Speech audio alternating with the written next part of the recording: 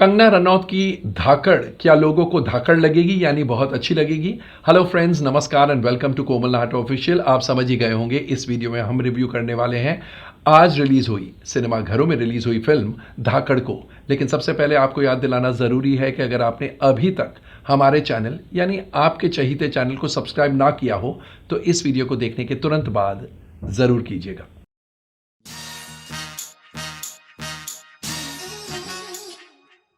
Friends, धाकड़ secret service agent अग्नि की कहानी है। सीक्रेट सर्विस एजेंट अग्नि यानी कंगना रनौत वो किसी को ढूंढने में लगी है और जैसे कहानी अनफोल्ड होती है हमें पता चलता है कि जिसे वो ढूंढ रही है वो है रुद्रवीर यानी अर्जुन रामपाल।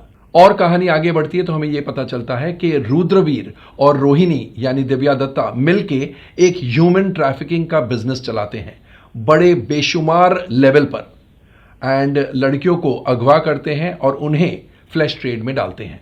यह भी बताया गया है कि रुद्रवीर का कोयले की खानों का बिजनेस है। अब अग्नि की पास्ट स्टोरी भी है। उसके बचपन में ही उसके मम्मी डैडी की हत्या हो गई थी और हत्या करने वाला अगर हम आपको सब चीज़ें बता देंगे तो आप फिर फिल्म जब देखेंगे आपका मज़ा किरकिरा हो जाएगा। लेकिन सफाइस इट टू से कि ये ह्यूमन ट्रैफिकिंग का बिजनेस बंद करने की कोशिश कर रही है अग्नि एंड अपने माँ बाप की हत्या करने वाले को ढूंढ निकाल के उससे बदला लेने की कोशिश कर रही है। तो सारांश में ये कहानी है। आइए सबसे पहले डाइसेक्ट करते हैं, एनालाइज करते हैं इस फिल्म की स्क्रिप्ट को यानी कथा, पटकथा और संवादों को। इस फिल्म की कहानी को लिखा है रजनीश राजी घाई, रिनिश रविंद्र और चिंतन गांधी ने। मैं आपको बता दूं रजनीश राजी घाई इस फिल्म के डायरेक्टर भी है। तो कहानी में ऐसा कुछ भी नहीं है जो आपने इससे पहले कई फिल्मों में ना देखा हो। It beats the trodden path. हर चीज जो आपने इससे पहले कोई ना कोई फिल्म में देखी है वही आपको इस फिल्म में कहानी के तौर पर देखने को मिलेगी and it moves on the clichéd and predictable path और इसलिए आपका इंटरेस्ट शुरू से ही अंत तक बनता ही नहीं है।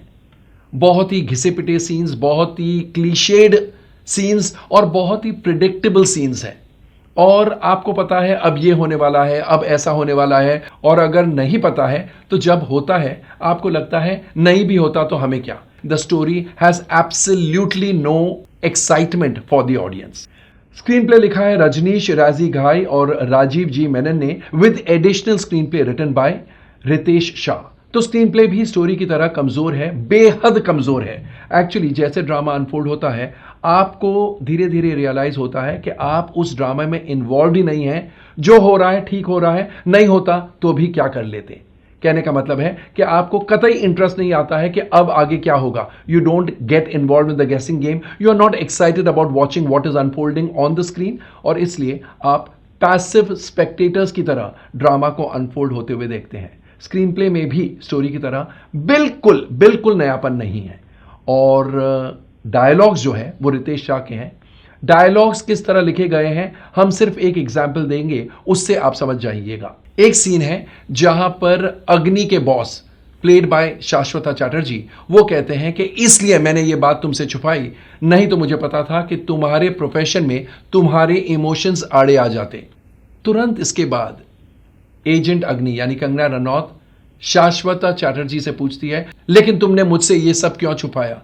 अरे वो ऑलरेडी आंसर दे चुके हैं, उसके बाद तुम सवाल क्या कर रही हो। इस प्रकार के डायलॉग्स हैं। कहने का मतलब है कि डायलॉग्स बहुत ही माइंडलेसली लिखे गए हैं जिस प्रकार से स्टोरी एंड स्क्रीन प्ले लिखे गए हैं एंड बहुत ही ऑर्डिनरी, बहुत ही रूटीन, बहुत ही एवरेज डायलॉग्स है। यह तो हुई बात स्क्रिप्ट की। अब एक नजर डालेंगे एक्टर्स के परफॉर्मेंसेस पर।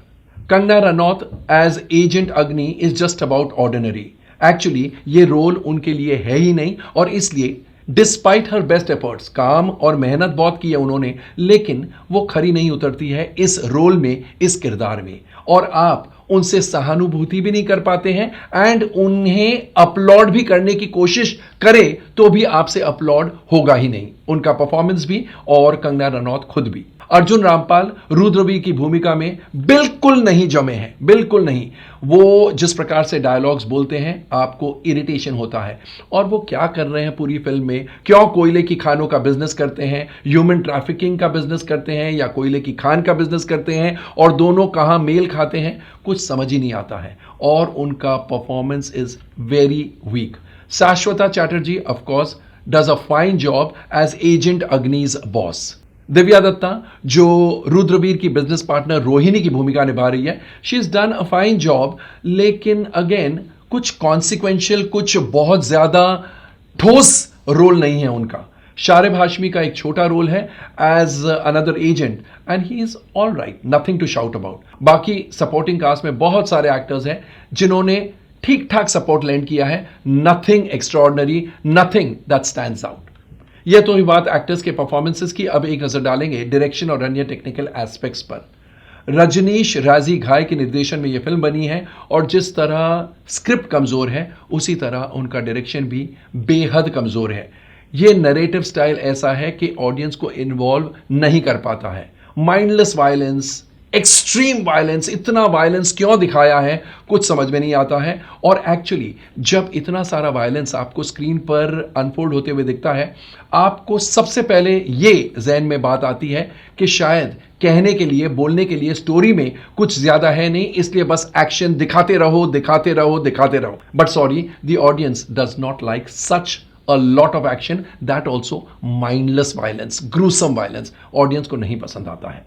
फिल्म में संगीत शंकर एहसान लॉय, ध्रुव घाणेकर और बादशाह का है, और except for the she is on fire song जो कि बादशाह ने कंपोज किया है और बादशाह ने ही लिखा है, except for that the other songs really don't have much to write home about. कहने का मतलब है कि संगीत कमजोर है। शी इज ऑन फायर वाला गाना जो एंड रोलिंग टाइटल्स में आता है, जब तक ऑडियंस बैठेगी या नहीं बैठेगी वो भी हम नहीं कह सकते हैं, but that song is good, other songs are not good.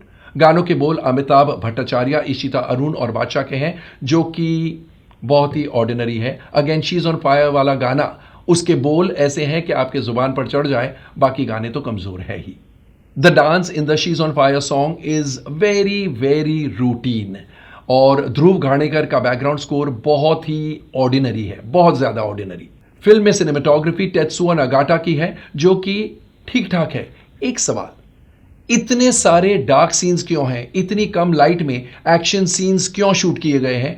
Audience irritate हो जाती है because story and screen play तो ऑडियंस के दिमाग पर हमला करती है, लेकिन इस प्रकार की लाइटिंग ऑडियंस के आंखों पर भी स्ट्रेन डालती है और इसलिए ऑडियंस और भी ज्यादा इरिटेट हो जाती है। Production designing is by Shravan Patil and Jyoti Tulsiyan which is just about all right, and Rameshwar S Bhagat की एडिटिंग काश इससे कई ज्यादा क्रिस्प, कई ज्यादा शार्प होती, क्योंकि जैसा पहले भी बताया एक्शन सीन्स पर तो कैंची शायद चली ही नहीं है और इसलिए इसके एक्शन सीन्स थ्रिल करने के बजाय बोर करते हैं। तो overall Dhakad is a resounding flop. ये बॉक्स ऑफिस पर एक डिबैकल साबित होगी। आज इस फिल्म की ओपनिंग बेहद कमजोर है और ऐसा कतई नहीं लगता है कि इसके कलेक्शंस पिकअप होंगे, क्योंकि word of mouth will also be negative. एक और बात, ये वीडियो खत्म करने से पहले हम आपको बता दें कि इस फिल्म का टाइटल तो धाकड़ है, लेकिन इस फिल्म के ट्रेलर से आपने भांप ही लिया होगा कि कंगना रनौत ने एब्सोल्युटली मॉडर्न क्लोथ्स पहने हैं, मॉडर्न हेयर स्टाइल और बहुत ही मॉडर्न लगी है। तो एक तरफ इतनी मॉडर्न हीरोइन या यूं कहिए hero, because she is like the hero of the film, और दूसरी तरफ एक देसी title like Dhakad.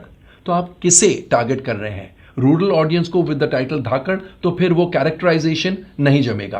And city audience with her characterisation, with her costumes, with her fashionable hair style, तो फिर ये टाइटल बिल्कुल नहीं जचता है। कहने का मतलब है कि दोनों तरफ से you have add, you cater neither to the urban audience not to the rural audience. तो दोस्तों, कैसा लगा हमारा review of Dhaakad? Comment section में जाकर अपने कमेंट जरूर पोस्ट कीजिएगा, और अगर आपने भी फिल्म देख डाली है तो हमें यह भी बताइएगा कमेंट्स द्वारा कि आपको फिल्म कैसी लगी और आप हमारे रिव्यू से कितने सहमत हैं। Thank you, tata, take very good care of yourselves.